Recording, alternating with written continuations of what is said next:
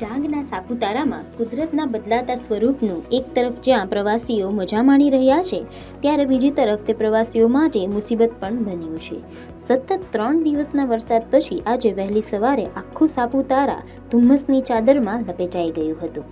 સર્પગંગા તળાવ પર ધુમ્મસ એટલી ગાઢ હતી કે ઝીરો વિઝિબિલિટીના દ્રશ્યો સર્જાયા અને ઝીરો વિઝિબિલિટીના કારણે બોટિંગ એક્ટિવિટીને પ્રવાસીઓની સુરક્ષા જળવાઈ રહે તે માટે સંપૂર્ણપણે બંધ કરી દેવામાં આવી.